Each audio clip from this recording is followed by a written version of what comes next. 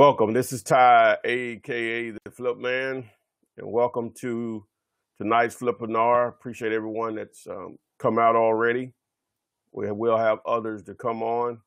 If you've never been on one of these before, and if you have been on there, the process, I'll go through some things about wholesaling, investing in real estate, a little bit about me. I'll do some house cleaning on some of the free stuff that I offer. We will be giving away 2 free courses at the end. Don't let me forget. You know I will. And then we'll have an answer and question period before that normally lasts 30 minutes or so, and I answer pretty much all questions concerning wholesaling real estate, houses mainly. So again, I appreciate everyone that's come out. So if you've never been here before, I'm going to go through an introduction of me at some point during this first part of the Flippinar. I'm going to go ahead and share my screen.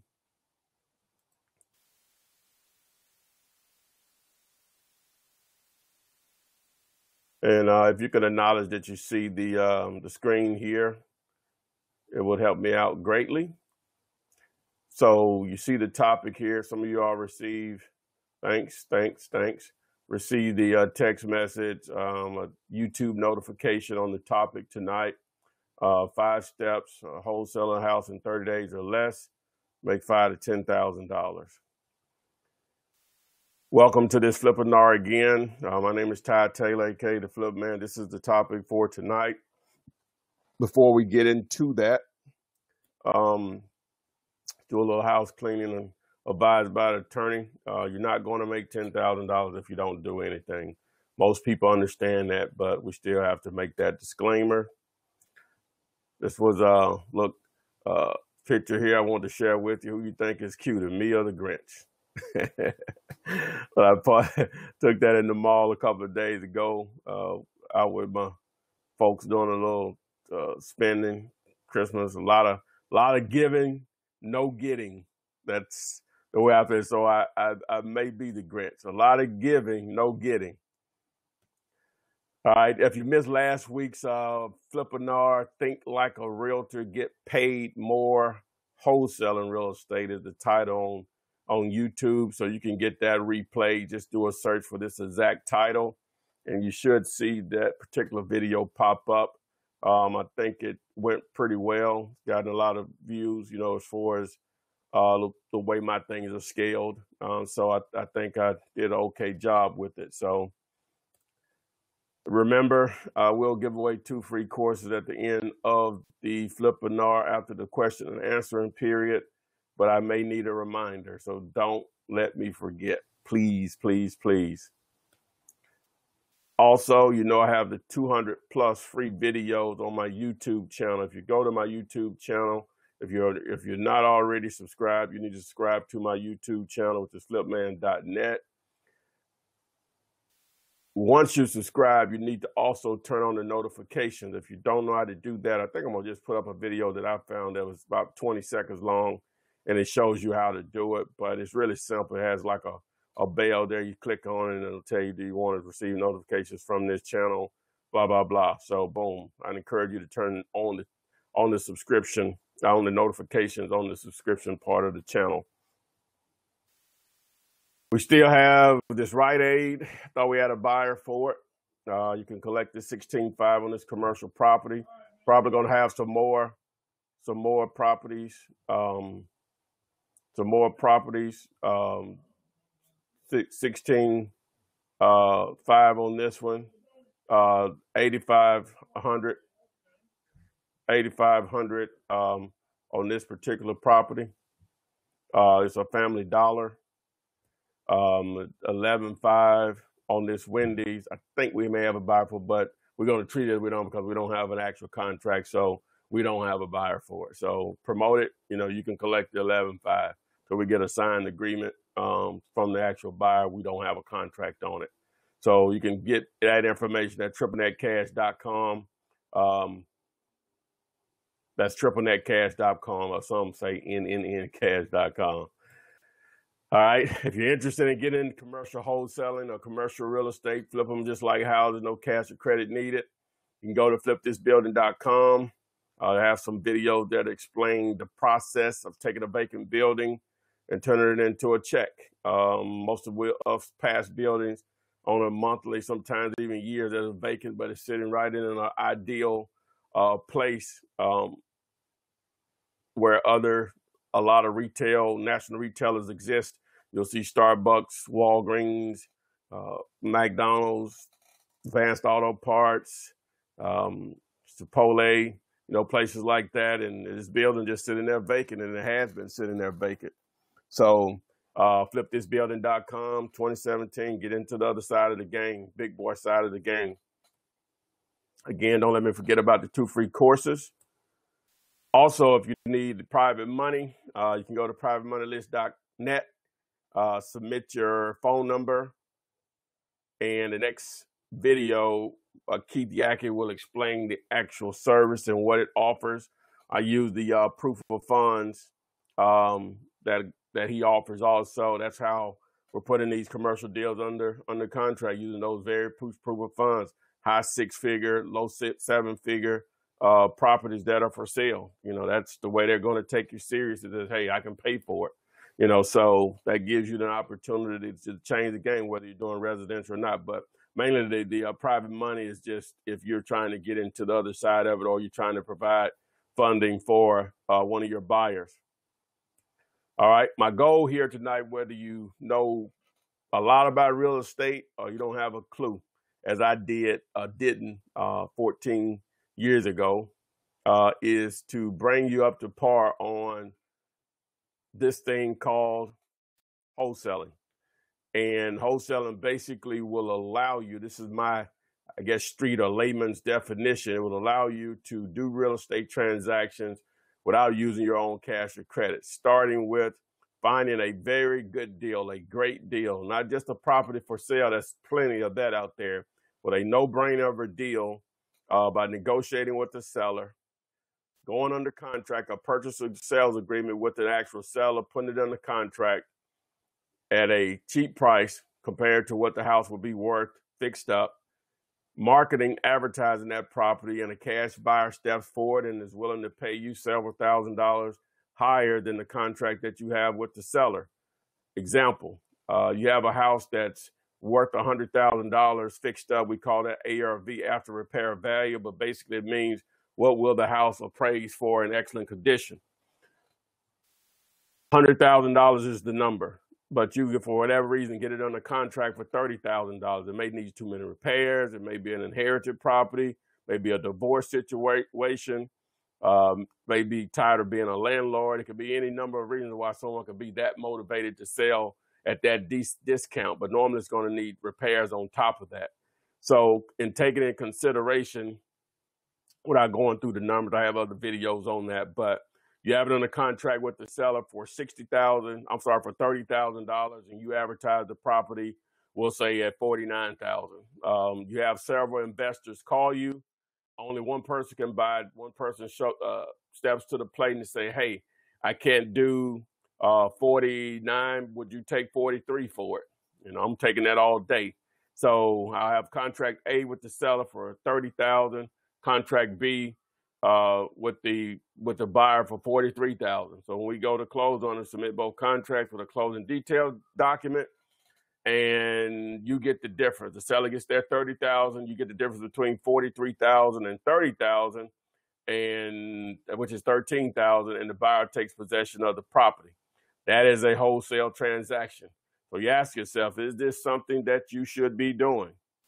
Well, just to give you an example of a couple of students, as a matter of fact, this same student called me 2 days ago. He left another closing, $25K on that deal. $25K. Wow. Wow. That's the business. We've been discussing it for about a month now, and he finally called me and told me he closed that particular deal in Memphis. So, but just to give you an example, just a return on investment on his first deal, he spent $10 on earnings. He placed an ad on Craigslist. Someone responded, put it on the contract, gave him a $10 earnest money. At the end of the day, after getting a buyer in place and closed it, his take was $6,444.40. The return on investment is 64,344%. basically an infinite amount of return on investment because of what you have in it. Another example, which I have video testimonials on both of these particular students. Student in Baltimore, Maryland, he actually gave the seller a $1 earnest money deposit. As a matter of fact, the seller, when he mentioned the $1 to tie up the contract, the seller started pulling out $1, trying to find $1. And he's like, no, I'm going to give you $1. So anyway, he split this deal with a JV, a partner he had on it. The total was $32,000.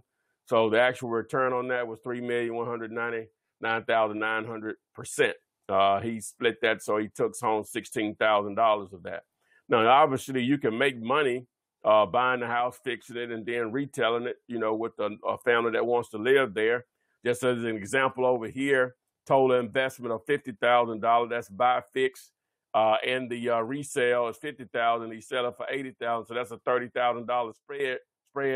The return on investment is 60%. Obviously, you make more, but over here, more riskier. Here, virtually no risk, just your time in reality. Don't forget, you can follow me on Instagram, flipman.net. You see the username here, flipman.net. I'll mention that again, of course. All right, just to tell you a little bit about me. I'm an entrepreneur first. Real estate is just one of the few ways I've been able to make money. I have more failures than successes as far as my attempts at different businesses and different ideas. Some of them never got off the ground. They were just ideas. But I guess I was a late bloomer because I didn't get interested in becoming an entrepreneur until I was in my early 20s when I was in college. So I wasn't one of these kids that was selling lemonade at 9 years old or trash bags door to door like Mark Cuban, nothing like that. It happened for me late. So one of the first things I actually spent money on besides multi-level marketing, we've all probably been through that, but actually trying to start a business was I had the brilliant idea. I was going to take my student loan money, some of it, and buy used cars. I obtained a dealer's license in my state, and I started going to actual dealers' auctions. And those cars look brand new, even if they're 10 years old. A lot of them will look right off the showroom. They actually have a strip out there where you can test drive them. But if you're not mechanically inclined or have someone on your team that is highly mechanically inclined, you will get whooped out there. You will get your hat handed to you quickly. And that's exactly what happened with me. So lost money, got out of that. 1995, went to Daytona Black Beach weekend. One of my older brother's friends was there. He was making six figures, having a mobile car wash in Orlando. And so I couldn't wait till we got back to Birmingham. I bought a used passenger van with the seats out. It was baby blue. Out of for about $900, bought a 100-gallon water tank, and bought a pressure washer. I was in business as a mobile car wash. So I would show up at hair salons, barbershops, places of business of people that I knew, and we just put a sign out there and start washing cars, and people would just show up. It was a business you could make money on. It's hard work, which I didn't mind doing. It was very hot, going into the summer. I'm in the South, so, but I'm used to it. So, but we do have winters here. Probably not the winters you all have in, the Midwest or the Northeast, but once it got a little cold, I realized, hey, this is not something I'm going to be able to do. And I know I can't survive off of it just being seasonal. It needs to be something that if you're going to do it, you have to do it no matter what the weather is, as long as it's not raining. And so gave up on that. So from that point, went on into multi-level marketing. The last thing that I got into before I discovered real estate, or the real estate discovered me, was prepaid legal. I think it's called Legal Shield now. Didn't make any money with that. Not saying you can't. I just didn't. One of my friends and his now wife were going to school to become real estate agents. And the guy that normally taught the class was absent, and the guy that substituted, he didn't talk about being a real estate agent. He talked about investing in real estate and creative ways of investing in real estate without using your own cash or credit. So my friend mentioned some of the techniques and methods that the guy was using. So it did strike my interest. This was in October of 2002. I didn't do it and I didn't act on it at that time. So fast forward to right around now, 14 years ago, I was at my mom's house. It was actually 2 days after Christmas. It was December 27th. And I was up early waiting on her to prepare breakfast. And I was watching TV, and back then Carlton Sheets used to be on a lot, on Saturday and Sunday mornings. And so I saw one of his infomercials about halfway through it, and I had already seen them before, as many of you had seen them before. Some of you younger people don't probably know who I'm talking about, but he was the guy as far as when it came to real estate investing, as far as infomercials. And so my friend had mentioned it to me a couple of months before, so I said, well, let me find one of them from beginning to end. So, of course, the infomercial doesn't tell you anything, but just people saying I made this much money, Carlton helped me make this much money. So it really didn't tell you anything. But I thought to myself, I said, hey, this guy can't be lying about all of this. So at that time, my mom didn't have internet at her house. So I waited till I got back to Birmingham. And I went on this entrepreneurial online message board called ablake.net and asked the question, does Carlton Sheets program really work? And only one person replied, and like, yes, but Ron LeGrand's course is better. So I went to Ron's site, saw he had a package around $1,500. It was a lot of different packages, a lot of different real estate investing techniques rolled into one. I think it was called Quick Turn Real Estate or something. But anyway, it was $1,500. And at that time, I was working at Bell South, which is now AT&T. I was just in collections, where someone called in and say, hey, I need to make arrangements on my bill. I was one of the people you would speak to if you were in that region where Bell South dominated, telecommunications. You may have talked to me before back then. So anyway, so I didn't have the money. So they had a teaser, a condensed version of it for $69.99 with $80 with shipping. So I received that, and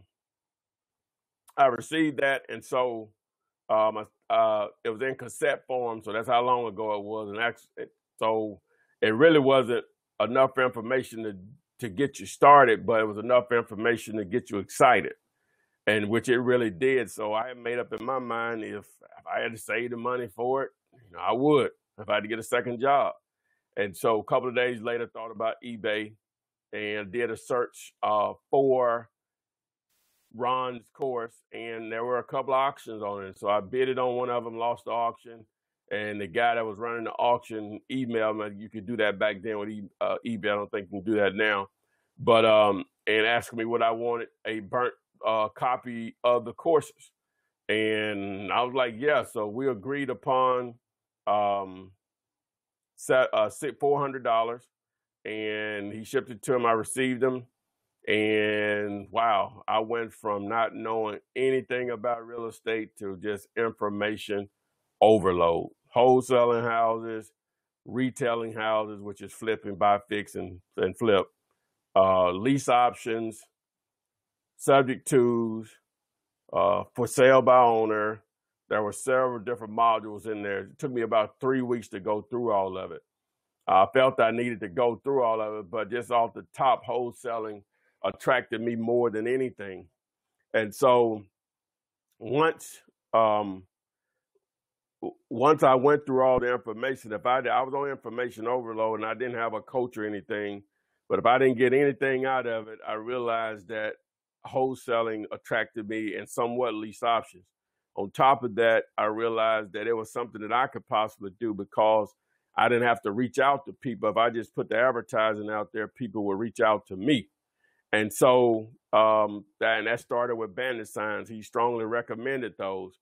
And so I overpaid for some bandit signs. I got 50 signs for like $250.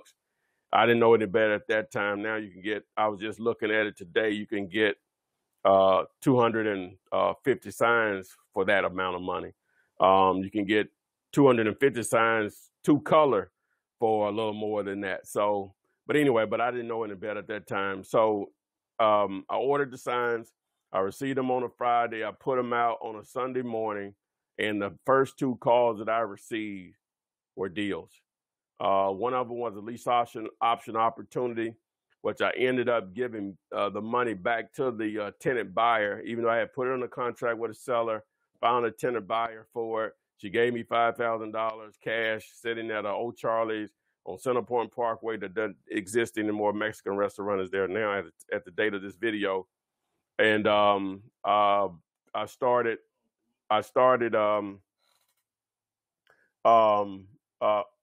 long story short, I had to give the money back. I don't even want to get into it. You can look at some of my other Flippinars on why I had to give the money back, but the seller was an idiot. So I gave the lady her $5,000 back. The second opportunity was a actual wholesale deal where 2 sisters, they inherited a property from their mother, and their mom passed. As many people do, we're not going to sell mom's house. And they rented it out to some relatives.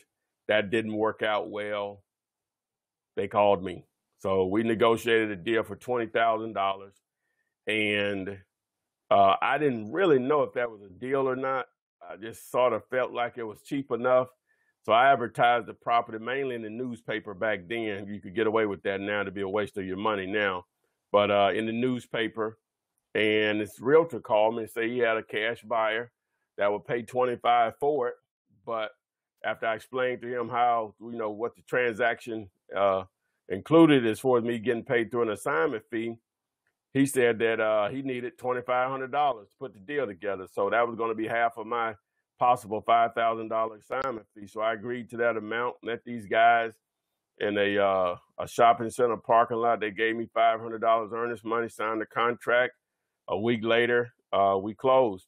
$2,500. So some it's just a lot. For some, it's not. For me, it was a lot, and it's still a lot in reality because it took me a whole month to make that type of money on a job that I had. But it might as well have been $250,000 because of all the things I had failed at in years before. So fast forward. Over the next 12 months, did 10 deals or so. I could have probably quit that first year, but I was afraid to because I had quit before. They let me get the job back because I nearly starved to death when I quit before, and I felt obligated to the managers that spoke up to me. So, but it got to a point where the job was getting in the way of me making more money. So on May 1st, 2006, I dropped the mic. I came in one day off of a split shift. And a manager said something to me that I didn't like. Said to myself, hey, I don't have to do this anymore. And I called the clerk, told I wasn't feeling well, reported out for the next 2 weeks. Went up there on a Sunday, April 30th, 2006, and I gave them a resignation letter, put one on the clerk's desk and my supervisor's desk so they wouldn't call me. And it was dated for May 1st. So that was the next day. So boom, I was out of there. That's been over 10 years ago, and I haven't looked back since. I haven't regretted it one moment. But I'll go through all of that because I don't think I had it easy in a sense to get into the point with real estate. Now the deal did come fast for me, but I still understand the power of marketing. And that's the most important thing that I got out of the information that I initially listened to. As I mentioned, I failed at a lot of businesses. No smarter than you are. Only may be the difference is that I take action. So what I discovered, for as many of you are probably going through, there's a hard way of doing this, and most people don't know. It may seem like it's a lot of people know this information, but most don't. You can mention this to anyone that you know about wholesaling, the creative ways of real estate, and they won't know what you're talking about. As much as this information is out there on the internet, people still have a hard time of grasping it. So, but here's an opportunity for you. It doesn't take tons of money to start, and that's what most people think. You feel like you need a real estate license. That's going to be totally up to you, but it's not needed. That would be more of a want. Been doing it 14 years and I haven't even thought about getting a license. I think I look at it personally as a restriction. Someone say, well, you need to access the MLS. All that information is already online through Zillow, Trulia, Realtor.com. The same listings, because that's the way realtors market their property. So people say, well, I had this realtor call me today and say, hey, they can send me some properties. They're not doing anything special for you. Those properties are already online. You could do your own search and research. You need to be doing that anyway. They're not pulling anything special or secretive for you, which, I guess you don't know. But like many of you probably don't like the job that you're working. I didn't have a problem with the job that I was working. I just wanted more than what it would provide. I went to college, finished. Can't honestly say it's really never made me any money, especially compared to what real estate has done. Going to seminars. I was talking to a guy the other day. He wants to sign up for my commercial course. I'm not sure what I can tell someone. He may be on this call. That's fine. I'm just speaking the truth or whatever. But he sent me something about another opportunity. Asked me what I thought about it. And he already knew the answer. Is that it's just going to be a continuous upsell.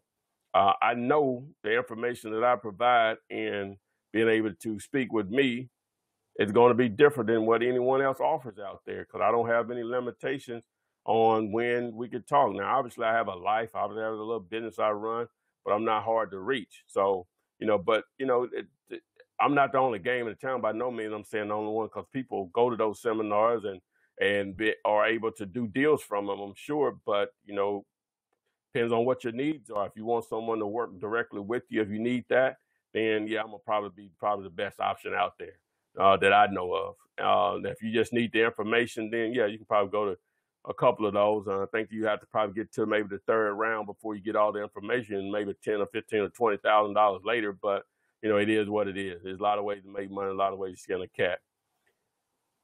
Even if you have information overload, just take action.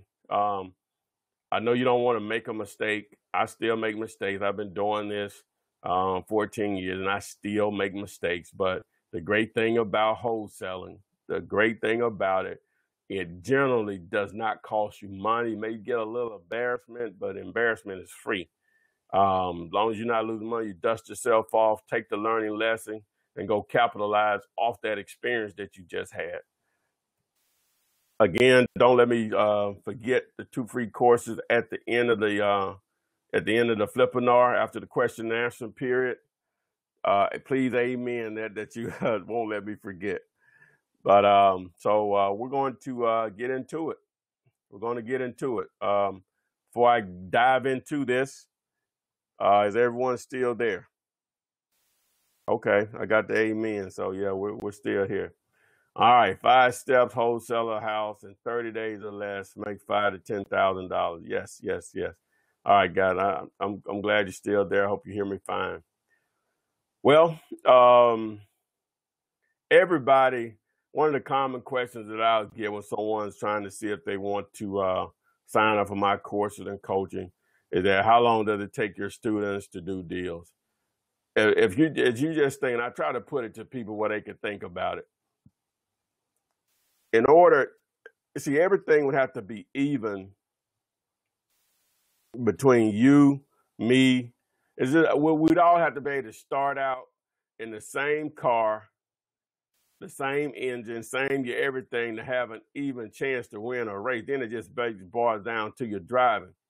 But most people are not going to start out with the same drive, the same resources to put into it, the same time, the same understanding, the same market. So all those things will factor in whether someone is more successful than the other person or how fast one person does a deal over another. Some of it's just luck. See, I just feel like it was just luck with me, really, in reality. But I've had students that do it faster than I have, and I had students that take a couple of years to do it. And so it just depends, man.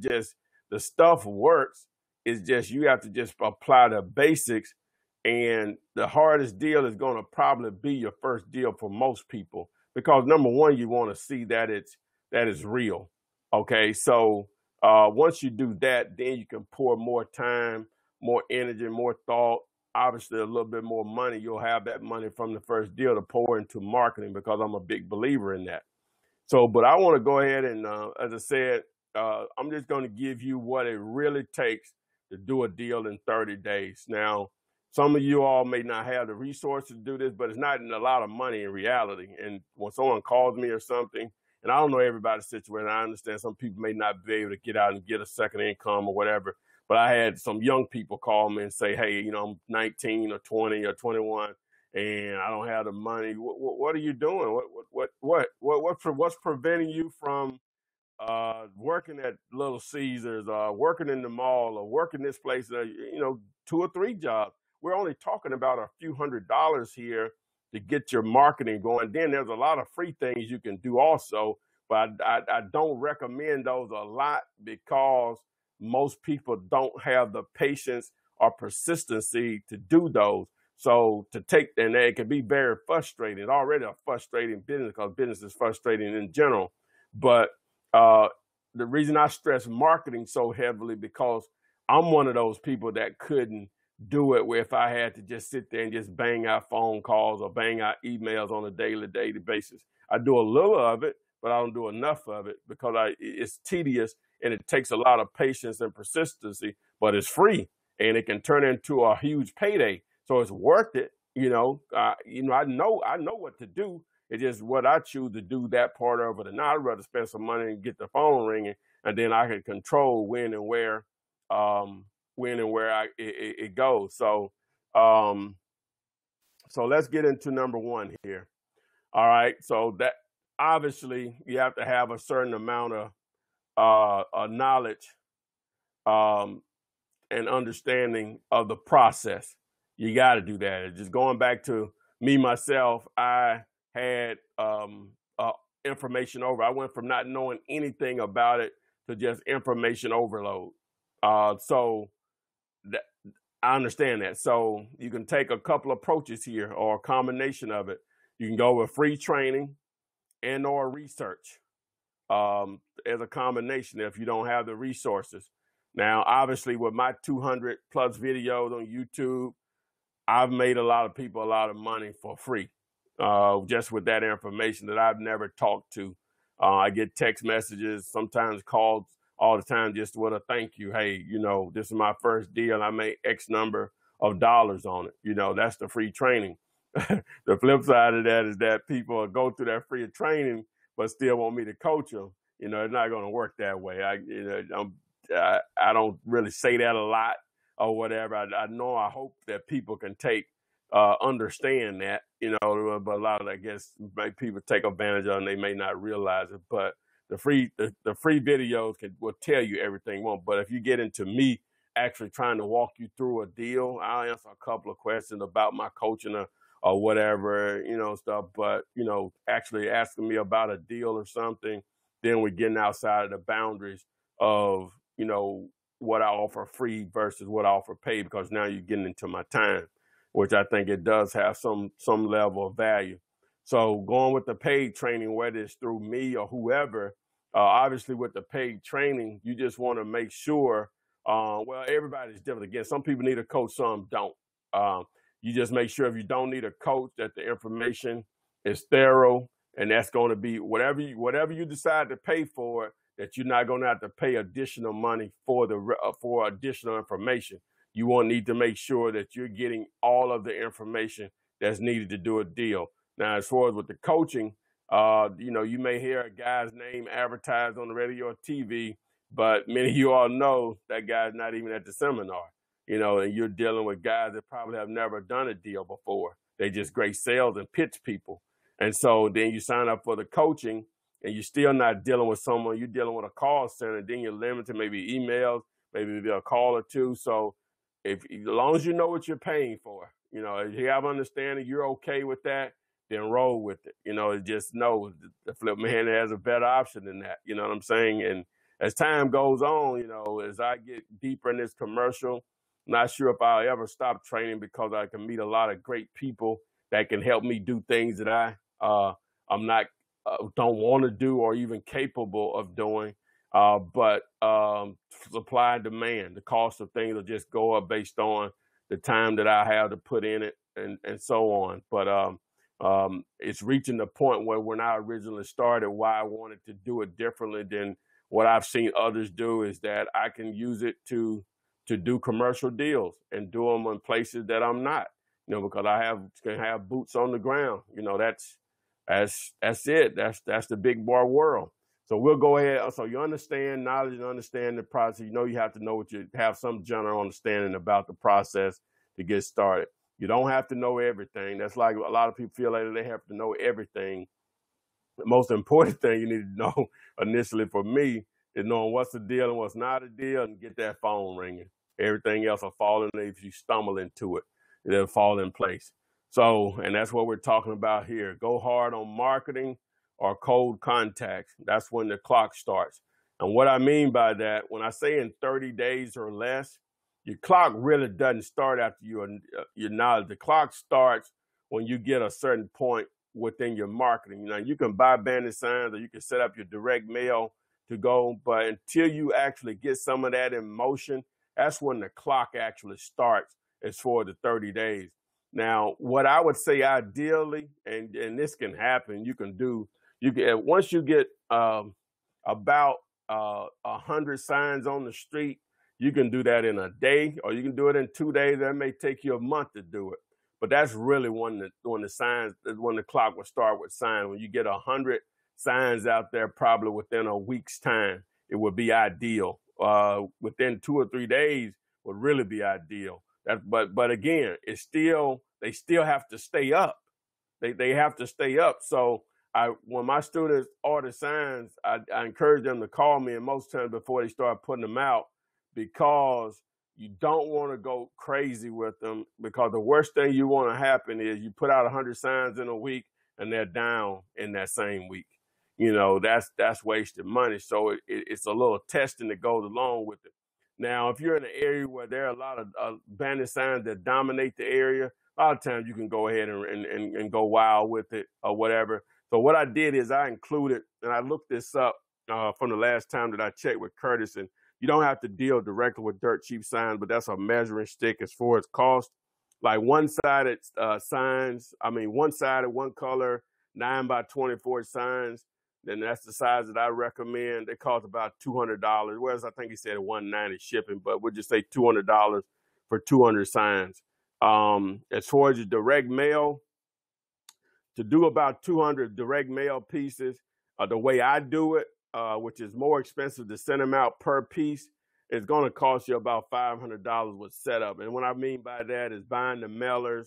Those are the 9.5, 12.5 mailers that look like the same size that FedEx and UPS use, and that same cardboard is called paperboard mailers. I get them from envelopes.com.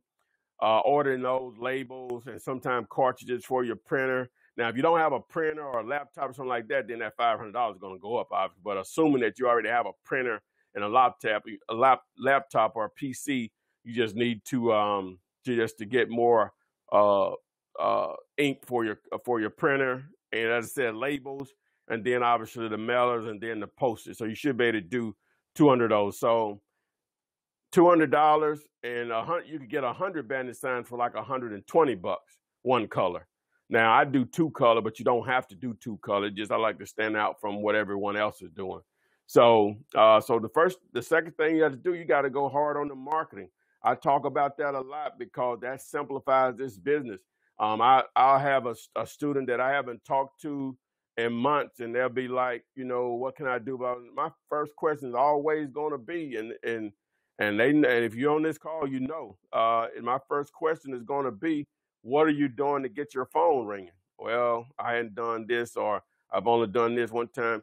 You may order, and I've done this, and now it happened for me because of the mistake that I made as far as what I put on the signs, and that's why I always encourage students to text me over the proof of the signs before they okay the order, whoever they order them from. is because I know you want to say a lot, you want to be different than everybody else, blah, blah, blah. You want to be different, do two color. But as far as the message, you don't have that much room to work with. You have to realize people are viewing the information from a distance when they're in traffic, and they're actually not looking for your information. So the larger the text, the more visible it's going to be. The more text you don't have on there, the smaller the text has to be, because it has to make room for the phone number, I buy houses, and whatever else you wanted to say. So, but as I said, I do two color, I buy houses phone number, or we buy houses phone number. That's it.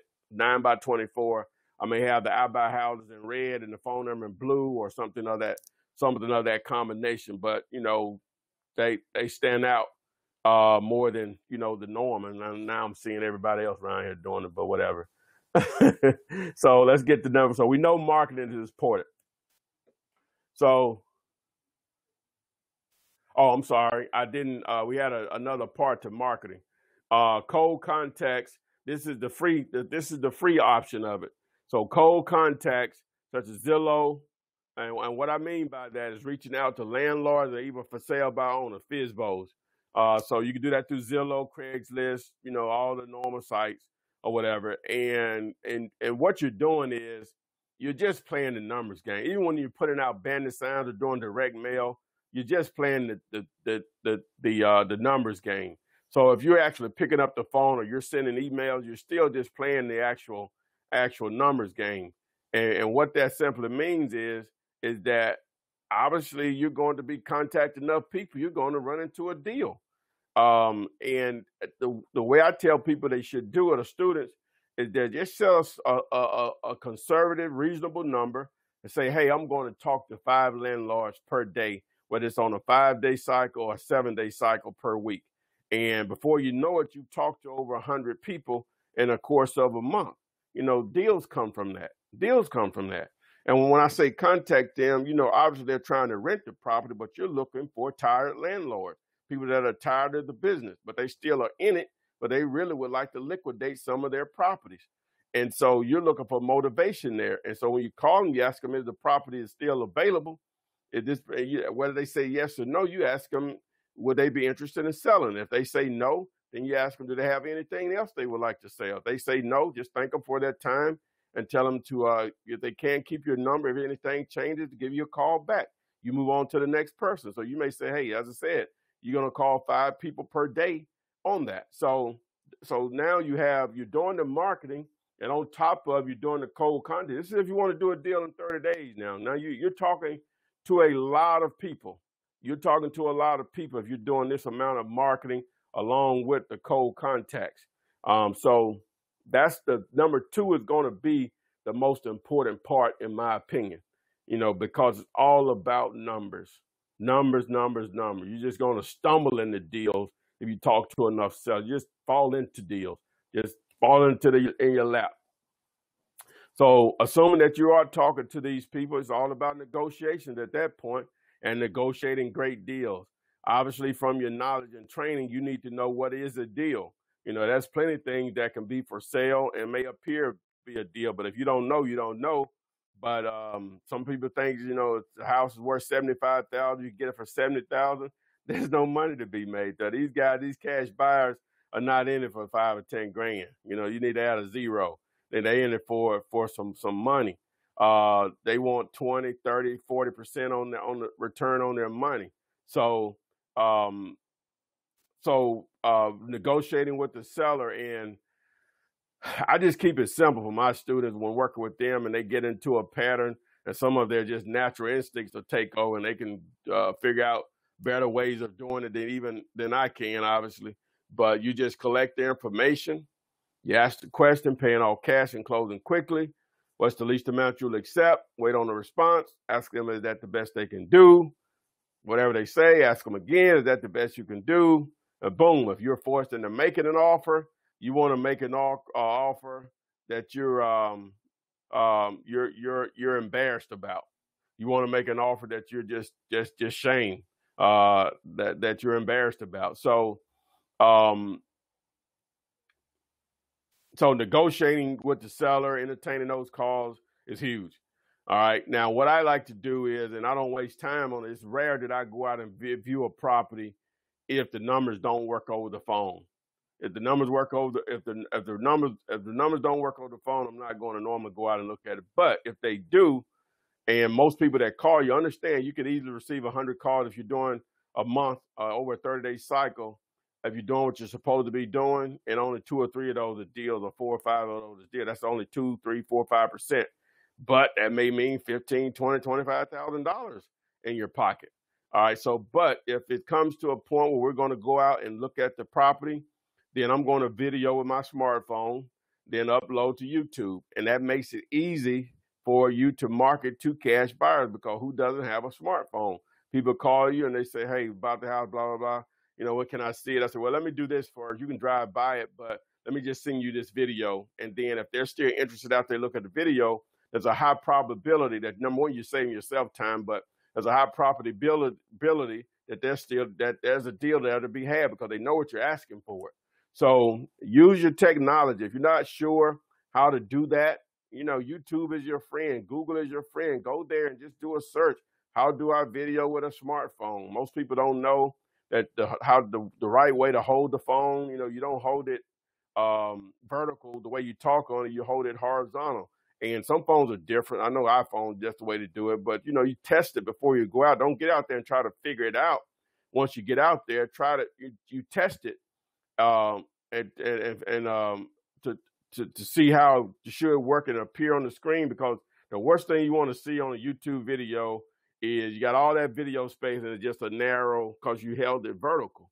So test it before you go out and actually video a property. And plus, as I said, with my students, it helps me to see what you're seeing. If you video the property, send me the link, boom. But again, the main thing is that it saves you time, makes you it helps you market your properties either to actual cash buyers, which allows you to build a cash buyers list.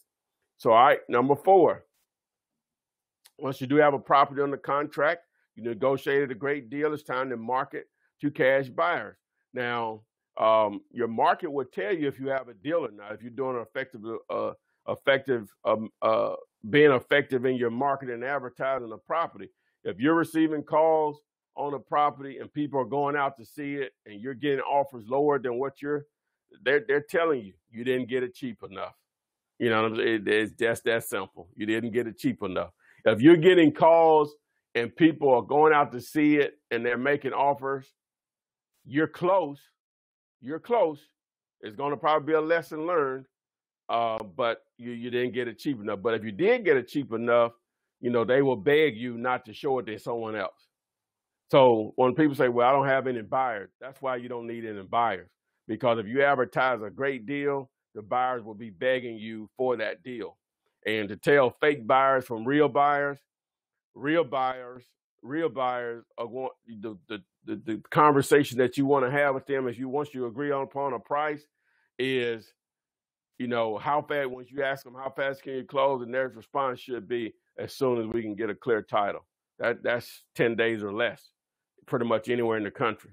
That should be 10 days or less. Sometimes the title may take longer because of things out of your control, but that's the conversation. When they start talking about, well, I need 30 days, no, you can't do that. You just can't do it, because you only have 30 days in most cases. Even if you have 60 days, if a buyer is saying they need 30 days, cash, real buyers don't talk that way. They talk in the sense, as soon as we can get a clear title, let's do it. That's it. That's the only thing that you want to hear. That's it, period. All right, so moving on to number 5. After you have your seller, you have your buyer in place for the deal, both under contract, then it's time to close.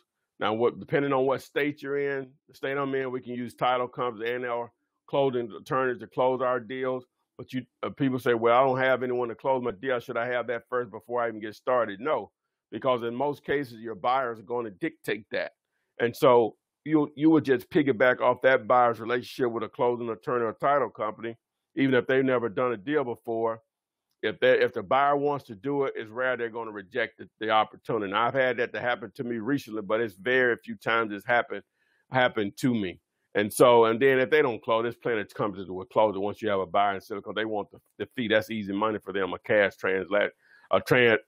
transaction is a 15-minute closing. That's an easy $500 to $1,000 in a closing fee as for the closing attorney. So you would just piggyback off the buyer's relationship, and then in the future, if you need a closing attorney or title company, you can go back to them even if that buyer is not involved, because now they know who you are and they know how you conduct business. All right, so that breaks it down. So let's just recap. Number one, knowledge and understanding of the process. Number two, you go hard on your marketing. That's with paid marketing or just cold contacts, contacting landlords and for sale by owners. Your clock starts at that in that part of the 5 steps during number two.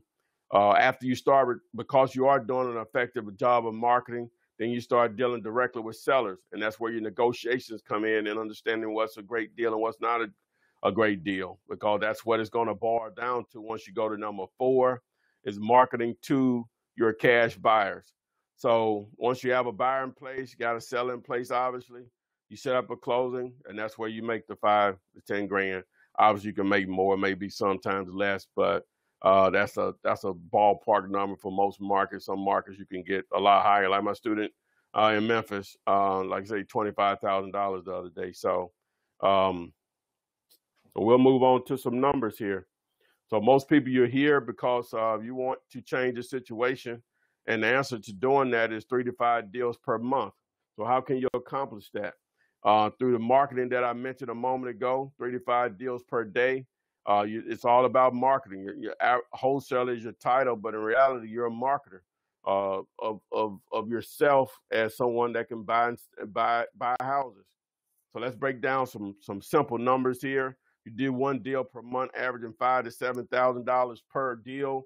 That's 12 deals per year, $60,000 to $84,000 per year. 2 deals per month, $5,000 to $7,000 on average, 24 deals in a year. That's $120,000 to $168,000 a year. 5 deals per month, $5,000 to $7,000. That's 60 in a year. That's $300,000 to $420,000 per year. And yes, they know your name at the bank now. All right. Again, don't let me forget about the 2 free courses. If you need proof of funds, you can go to realpof.com. If you're going to deal with real estate agents, you're going to need proof of funds. As I said, this is what we're using for our commercial offers, and with no issues. You need private money, whether it's for yourself, go to privatemoneylist.net. Form of private money lenders, along with a cash buyers list is included. Just go there, submit your phone number. Next page, Keith Gackett will go into detail about what you're getting. Sign up. So now we'll go ahead and get into the question and answer period. Let me get back over here.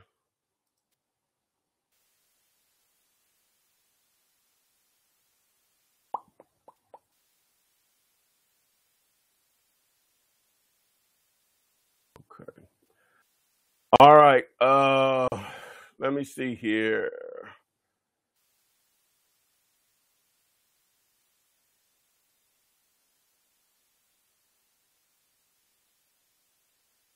So I'm open for questions. Do you pay someone to put out signs? I have in the past.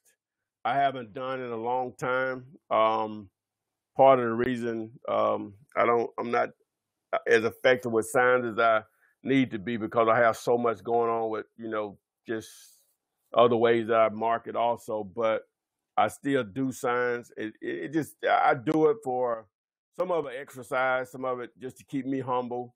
And the main thing is just that it's done the right way. I pay people to do it.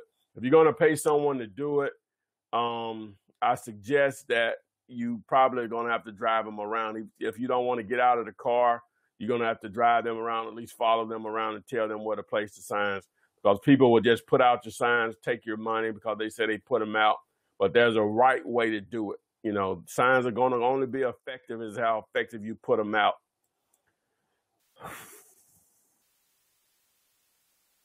Will you eventually do a video that walks you through the paperwork phase? I have like 3 or 4 videos on my YouTube channel that do that go through the contract.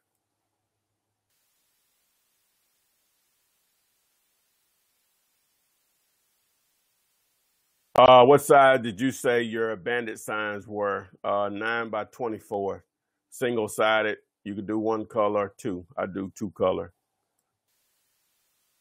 How do you feel about postcards?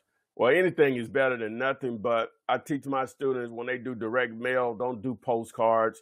Everybody's doing those. And I teach them to actually do research on each property from their list. So you bought a smaller list between 300 to 450 names, 300 to 500 names of absentee owners, and actually do research on them, which I show them how to do research. You're equity mining. You're looking for equity. There's no reason to send out a postcard to someone that just bought the house a month ago, or 2 months, or even 5 months, or a year ago. In a lot of cases, they're not going to have any equity there, so there's no reason to send them out. So direct mail, yes, I do. Postcards, I don't.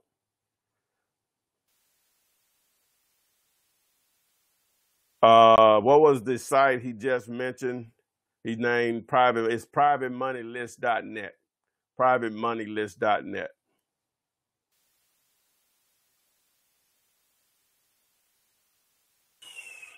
How do you go about estimating rehab costs? Well, I actually did a Flippinar on one of those. You can just go to my channel and do a search for Flippinar estimating repair costs. I actually did one on that also, not too maybe a month or so ago. When you get earnest money from your buyer, do you keep it or give it to the title company?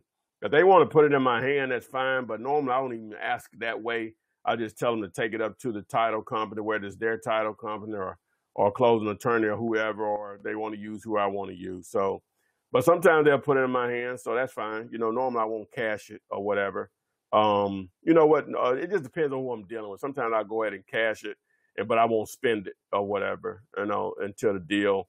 Until, let me just say this: once we get a clear title, that's my money. Doesn't matter what happens. Once we get a clear title, that's my money. Um, Someone said, "What size envelopes you use to send letters? Do you use particular font?" No, I use the 9.5. They're called paperboard mailers. They're 9.5 by 12.5. It's the same size as UPS, FedEx use, and that same heavyweight, sturdy material. Also, I use 4 by 6 labels. You want to use 2 labels on each package. I started out using 1 label and putting both addresses on 1 label. But I was getting back too many returns from the postal service, and they say their processing machines get confused when they're on the same label. So you need to use 2 different labels and put one in the top left for the return address, and then down in the bottom right for the sending address.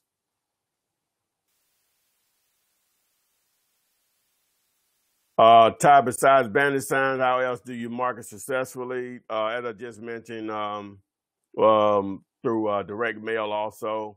I do some social media stuff. Obviously, I have a website. I use a vanity number, my 1-800 seller house. So there's several things. They all go in the same pot.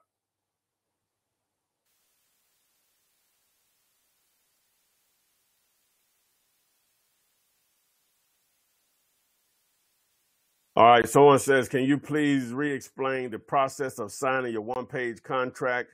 Like, what's the step-by-step process with the contract?" Well, it's not really. Well, I really don't do it that way. I'm gonna get paid via an assignment, but you do 2 contracts, 2 purchase and sales agreements, and the assignment part of it is handled at the closing table. The reason you want to do that, you don't want to. Okay, you get a property in the contract with a seller, like the $30,000 example I use. You don't want to call when buyers call you, say, "Hey, my assignment fee is $7,000." You don't want to do that, because they're going to negotiate your fee. They're negotiating it regardless, but they don't know what they're negotiating if you give them a price instead of a fee. So you got it in the contract for 30, but you advertise it at 40, 47. They don't know. You may have it on the contract for $1. So once you sell on a price, obviously you know what you need to be, how much more higher, or what you're going to be satisfied with over your contract price. So you'll advertise it and that's what you will accept. So you'll do a contract. In the example I gave, a contract with the seller for $30,000, contract with the buyer for $42,000, and you're going to get the difference. So once you get the closing, the closing attorney or title company is going to handle the assignment part of it. And sometimes they'll want you to sign something, but from my experience, it's rare I sign something. I just have to explain to them how everybody gets paid, and they take care of it. Because it's cash, they don't really have to jump through those hoops like that. So it's really not an assignment contract. Now, some will make you do that. It just depends on who you're dealing with. If they make you do that, they're going to let you know what's needed, and you just follow suit. I hope that made sense. I hope I wasn't rambling in a lot of different wrecks, because I'll miss something. But I have video. I have straightforward videos on YouTube that go through that. I got the video. It's called matter of fact, if you go to the channel, it's the premiere video. It's the first video that you see, wholesaling houses step by step. Okay, it's 19 minutes long, and I go through the entire process.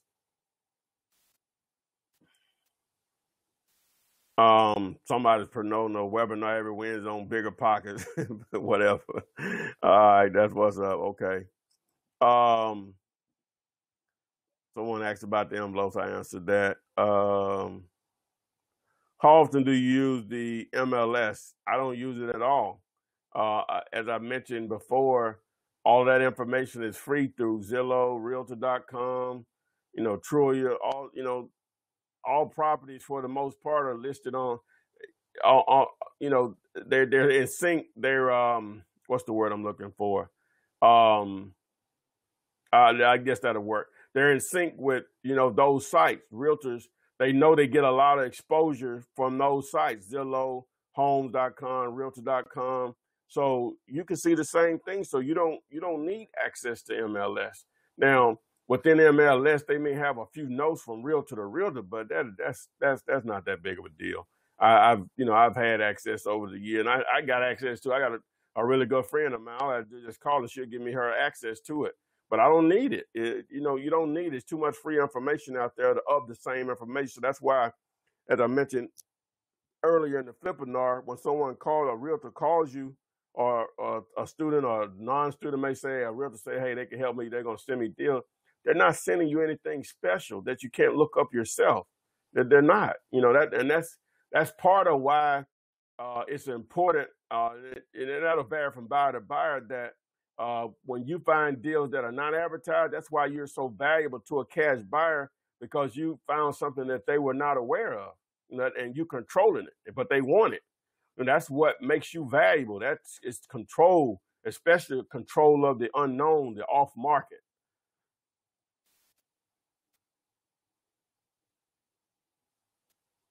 Someone asked, do I use a particular font? I forgot to answer that on the mailer, but just either Arial or Times Roman, Times New Roman, whatever it's called, New Times Roman. Someone said, how should I dress when meeting up with the seller and the investor? It just casual, nothing over the top, nothing, you don't have to, it doesn't matter. Just whatever you normally wear, trust me, will be fine. They don't care. Someone says, how much do you charge for training?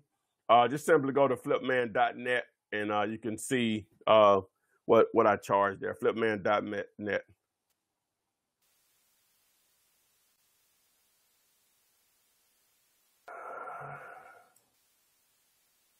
I'm trying to read this long one here before I actually read it, before I just blurt it out.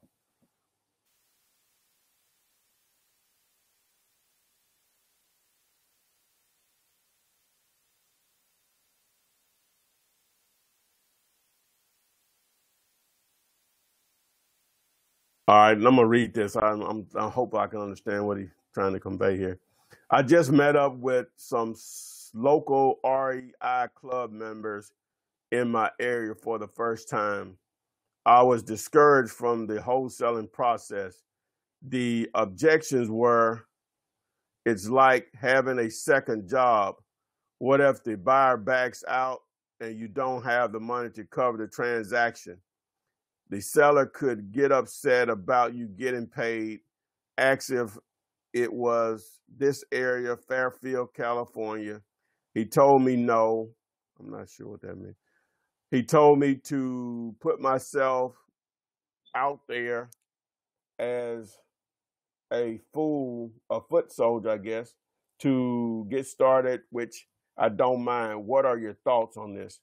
Whoever you were talking to, man, I, it, it's so hard for me to answer questions like that because I get frustrated.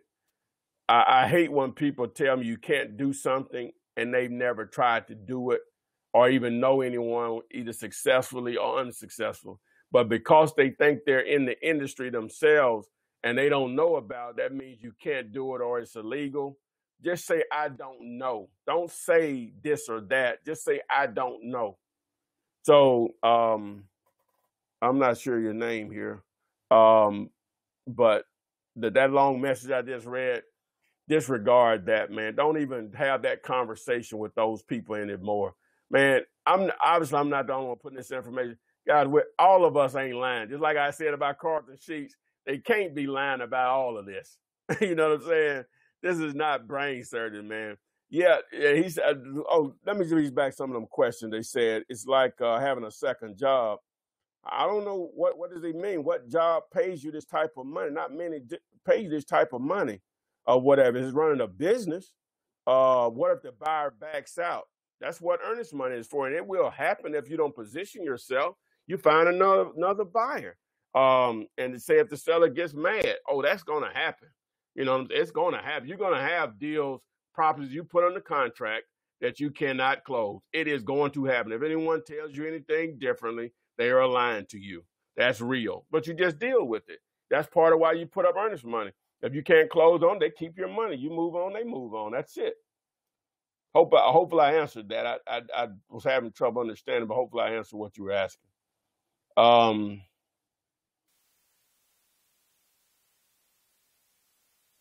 Uh, Someone said, do you have to do a state as contract? I'm not sure what that means. Someone said, are you going to do a commercial real estate? Well, he said webinar. I'm saying Flippinar. I'm not going to put that much information out there about that. I think I have a hold on a little niche here that a lot of the other people, I guess gurus or whoever, I don't consider myself a guru, but the gurus that are out there, I think I have a little niche on that. So I'm not going to put that much. I think I've put enough out there that if someone wanted to run with and do some additional due diligence on it, boom. But if they wanted the actual course and coaching, they can streamline. And I'm just focusing on just a small niche. You know, I have the wholesaling houses and apartments, which that's a part of commercial. But with the single tenant, triple net leases, that's just a small niche of it, but there's a lot of money. There's a lot of money in it. So to answer your question, I don't know if I ever will do something in great detail on. I may do bits and pieces of it. I'm not sure about it. I can't answer your question at this point. I think his name's Jesse.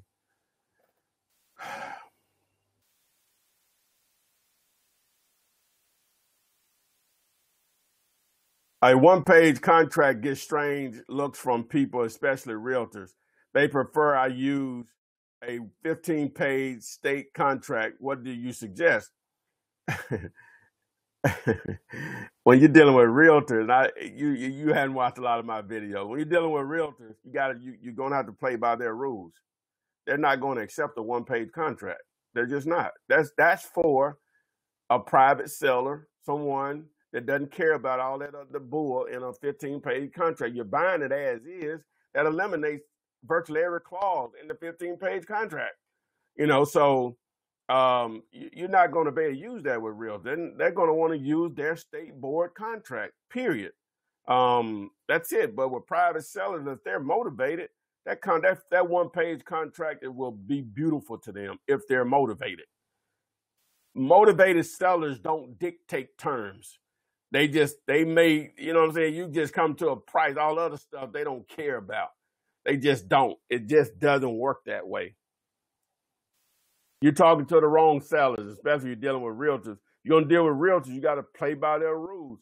But I know how to play their rules and how to push their buttons into my favor. The first thing you got to remember dealing with real estate agents is that they're greedy. They have their own self-interest in it. The farther you away from the decision maker, which is the owner, the more someone else's interest is going to be in it. That's why when someone contacts me especially with a commercial property, my first question is, are you dealing directly with a seller? Well, no, I'm a partner, but no. The only person need to be between the seller and me on a commercial property is the broker, and that's normal. Other than that, that's it. I'm not. It can't. That's it. I'm not going. I've tried that before for years. That's why it's probably taken me so long to get to this point, because I tried that for years. I need to be talking to the seller's broker. That's the only person in between, or the actual seller, obviously. But it's rare you're gonna do that with commercial.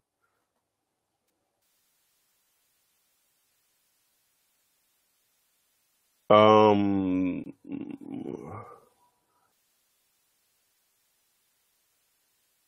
All right. Someone said, when you first started wholesaling, did you have a script to go by when you talk to potential sellers? You know what? I don't even remember. That's a good question. That is a good question. I had to have something to go by because I didn't know anything. I'm gonna say yes. Because I didn't know anything. Even though I would have had to have had a uh something to go by. Somebody said an as-is contract. I don't know if that was a continuation. Do you have to do a state as-is contract? I guess, let me see. Is that the same? Yeah. Okay. Yeah. Well, the one-page contract I use, I just write it out on it. It's typed out. Property sold as is. Where do you find the addresses to mail to? Well, you're targeting absentee owners, which I have a Flippinar replay on YouTube, also on that, on Melissa Data and list source on direct mail. But you order your list from those organizations. I mean, from those websites. And again, I have a Flippinar on there where I go into show you exactly what to do.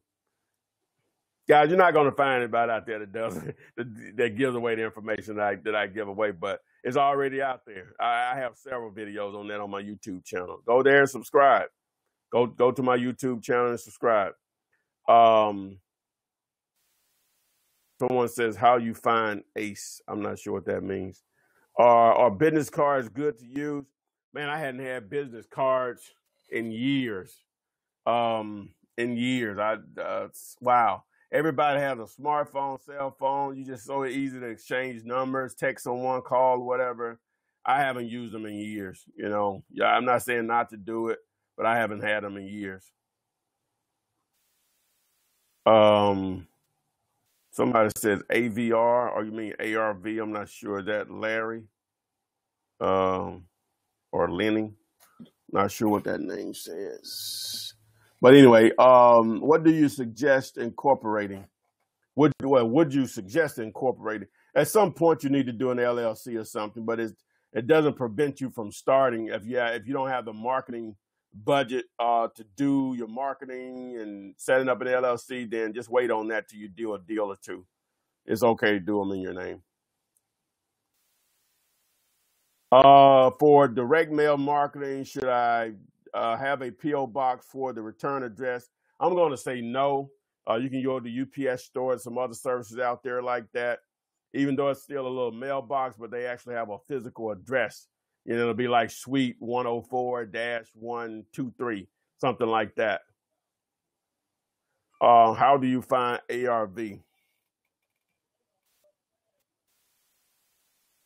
How do you find ARV?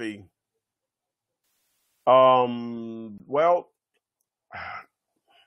I have a video on that also, but a quick explanation. The way I explain my students to do this is just a calculate. It's called calculating ARV in 60 seconds. Just do a search on YouTube for that address. All your sites will pop up like Zillow, Trulia, HomeSnap, Homes, Realtor, ePraisal. All those sites will come up on that first page normal. Some addresses won't produce, but most will. And what you're looking for is consistency at the highest number. So you might see 70,000 on one site, 55 on another one, 54 on another one, 57 on another one, and then 23. So those 55, 57, and 53, whatever the numbers were in the 50s, that's where you're going to pull your ARV from. That's what you're looking for, that consistency. And you don't need an exact number. You just need something to go by to know that you're not wasting your time.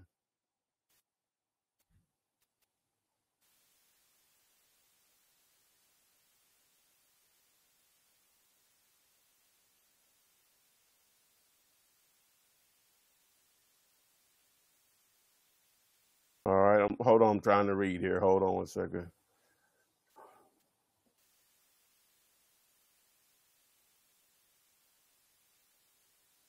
All right, someone says, are you saying that you do I guess they mean purchase and sales agreement instead of an assignment contract?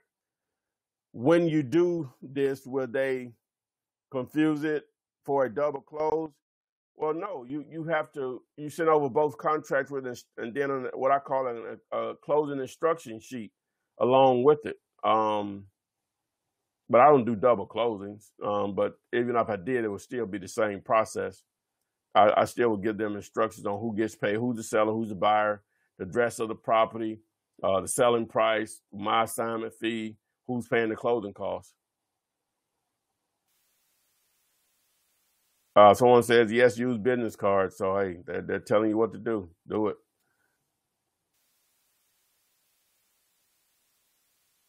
Can you use the contract for both buyer and seller? My one-page contract, normally I do. Obviously, it's not on the same contract. It's the same verbiage, but, they're filled out differently. I'm assuming that's what you're asking. Do you have cash buyers list, and is it geared to a specific region? The privatemoneylist.net, it provides a cash buyers list, and it's based on most of the larger cities. It has phone numbers, but more you're dependent on the actual mailing addresses more so than the phone numbers, because those have changed from my experience with it. But the private money list it was about 400 lenders on there. It's really good.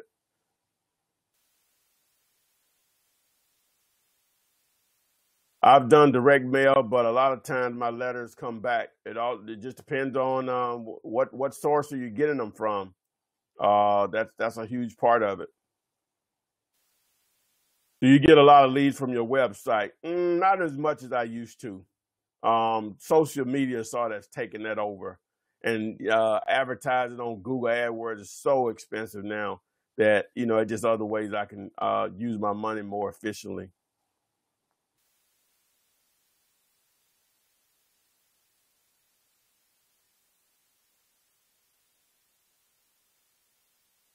What happens if you sign a contract to buy and assign, but can't find a buyer? You go back and ask for more time from the seller, and they give it to you. Go back and ask for more time, and they don't. If they don't, they keep your earnest money. Move on. You move on. They move on. Have you ever done a substitute deal, and what's your opinion? I think I've only done maybe 3 or 4 of them over my time, 14 years. You can't. I'm not a good person to ask on that because um, I'm. It's just not my thing. I don't even know what to tell you on that. It's just not my thing because I just like to be in and out of deals. I don't like the part of it. It's on the residential side of it. Commercial will hold some things, but on the residential side of it, just not my thing. I'm too soft. And I know you can put management people in place or whatever, but just not my thing. But in reality, that's the true way of building long-term wealth is cash flow. That you don't have to keep regenerating or whatever. So really not my thing. Somebody said I did Carter sheets and prepaid legal also. um,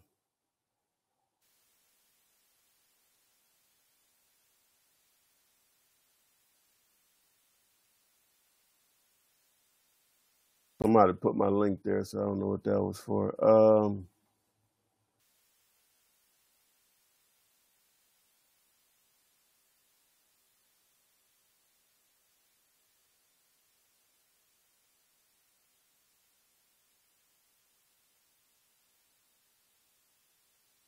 All right. Let me see here.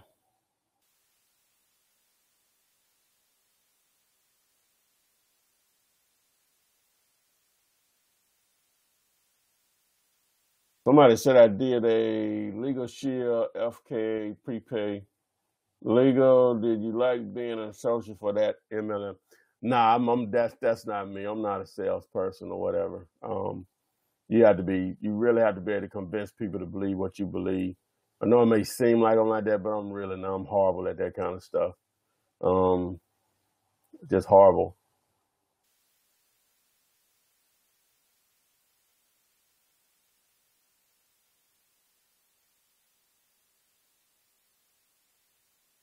Let me see here. Is it a good idea?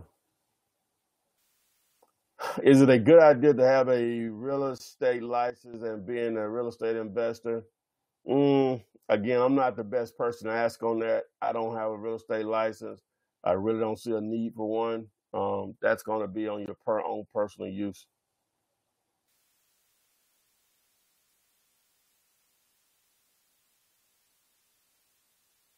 How do you deal with sellers that have a tenant with time on the lease still?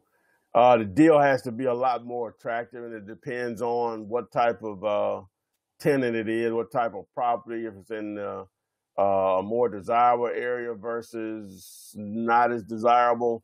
There's going to be a lot of factors go into that, but I've done them, over the years. They're a little harder to do a lot of times, because that turns off a lot of investors, because a lot of those property owners don't keep good records on those types of tenants. So it's going to just, none of those deals have to be really attractive, because if they're cheap enough, a buyer would take it on and just put them out if they're not happy with the tenant or whatever. They don't want a tenant. They just go through the legal process and just chalk it up as cost.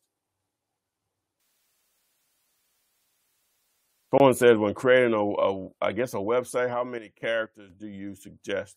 I'm not sure what you mean by that, Brandon.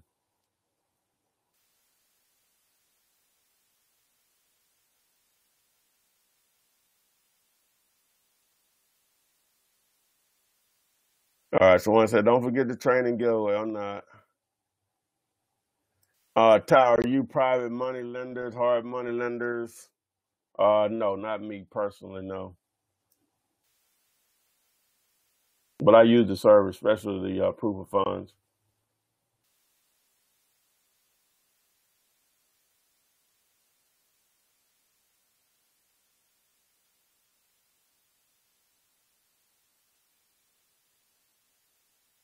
Someone said, how do you proceed? I found a buyer for one of your commercial, the Family Dollar deals.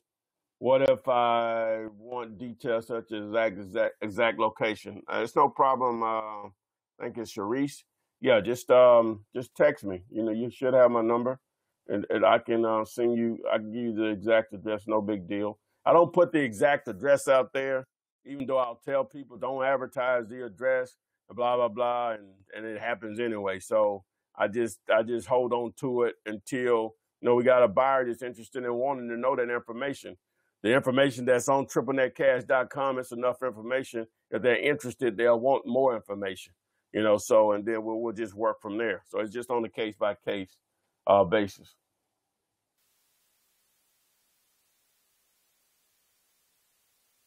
I think I'm going to go ahead and I'm going to ask a couple more questions, then I'm going to wrap it up, guys, and then give away the free courses. How long is too long for a domain name for a website? Man, that's one of my hobbies. I pay attention to domain names. They're talking about website names like flipman.net. That's a domain name. Um, man, boy, uh, just think about it in this term when you're thinking about a domain name. Just think about it like this. All right, now obviously .com is more dominated to just the average person. They know that when they don't know anything else. .net is probably second, just because they've both been around the longest. .net is nearly not as good. It's not as recognizable as a .com. If you had to give them a percentage, .com is probably 80-20 to a .net or whatever. But, like I use flipman.net because flipman.com is taken. They want $8,500 for it. I'm not going to pay that. it's okay. I'm doing okay with flipman.net. So to answer your question, think about it like this with domain names. Can it pass the radio and billboard test? Meaning, if I hear it one time, can I remember it? Or if I see it on a billboard one time, can I remember it? But on top of that, does it tell me what the service or product you're offering and in that description? Now, like with flipman.net, that really doesn't tell you what I'm offering, right? The commercial would have to be important, and the additional verbiage would have to be important. But howtofliphouses.net, now that tells you exactly what it is. Obviously, I would have preferred the .com, but the .net will do okay. So think about it in that terms. I think someone has bluebuys.houses.com. Not bad, not bad at all. You know what I'm saying? I don't know who Blue is. I guess that may be your last name. But that's not bad, not at all. It's not that many characters, and normally you want to try to keep it under. The shorter, the better. The shorter the name that you can get that makes sense, and it's a .com. But it's just like real estate. A lot of the great stuff is already taken. But new words come up every day in our vocabulary as far as English, or that are created every day. I don't know, like I created Flippinar. That's just a word I created. You know what it is. Especially if our brand's more of a brandable, because it really doesn't tell you what it is. But, if you're interested in real estate, you see it. Webinars and seminars, you get it automatically. But I just made that up, and it was available. I just thought about it one day a couple of months ago, and boom. And I've been rolling with it. So I will continue to use it. Someone has here super... Wow, I don't even know what that is. Oh yeah, that's too long, man. JD, that's too long. I can't even tell you what it says. That's too long. That's way too long, JD. But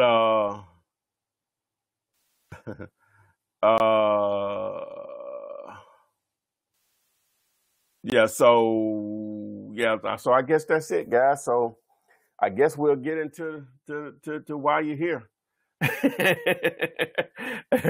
Let me do a phone number first. Let me do that first. Y'all clowning. Let me see here.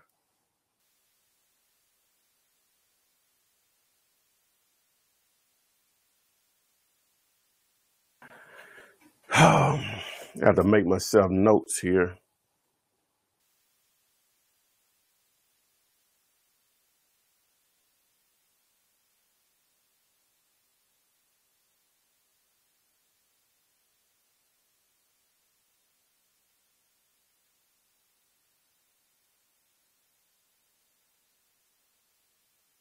Give me 1 second, guys. I have to record to make myself a note first.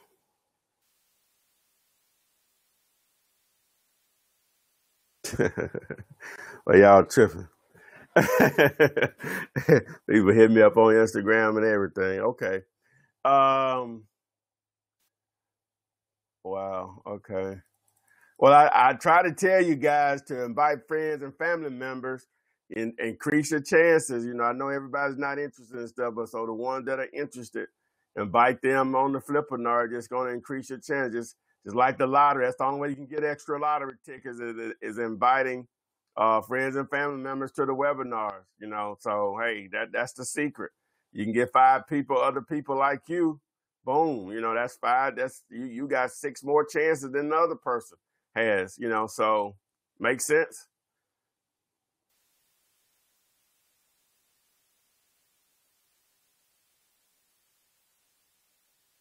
So let's get with it here. So first person, we're going to go with a phone number, and it spits out.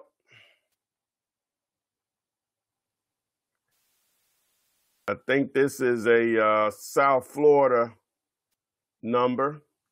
The last 4 digits are, hold on. Is 7, it's the last 7 digits, 726, 8525.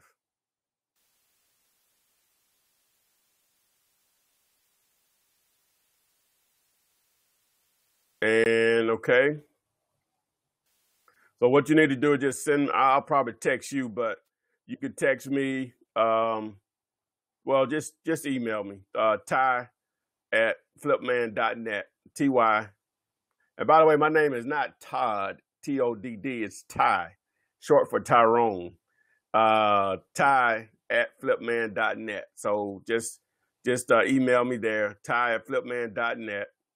And the winner from the chat room is, hold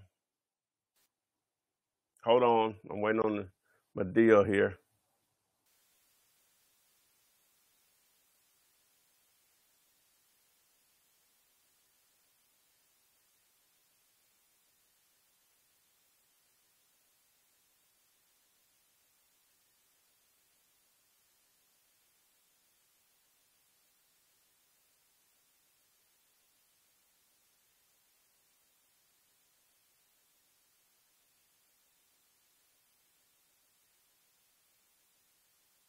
All right, the winner is, I'm gonna spell this. I don't know how to pronounce it. Starts with a J.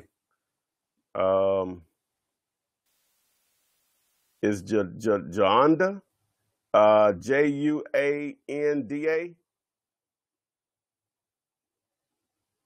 So email me. I'll put it here in the text area. Ty at Gmail. I'm sorry. Ty at Flipman.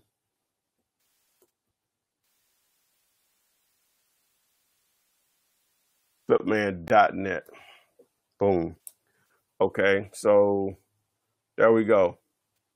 So we got the 2 winners here. So just text me and I'll send you access to the courses. And again, guys, if you want to get multiple entries in on this deal, make sure you invite friends and family members. That's like multiple entries. And again, I'll be here back next week. It'll be the last show for the year. And I hope everyone is out there safe, whether you celebrate Christmas or not, whatever the deal. I'm going to say Merry Christmas. Yeah, if you want I'm not getting away any specials tonight or whatever. I'm not sure if I'll do something for the years. I'm not sure. But if you want the coaching and course, you can go to flipman.net. Obviously, as I said, go to YouTube, subscribe, go to Instagram, follow me, flipman.net, spelled out. So I'll see you guys next week, and I really appreciate everyone coming out. We'll see you on the flip side. And congratulations to those who won tonight. Thanks.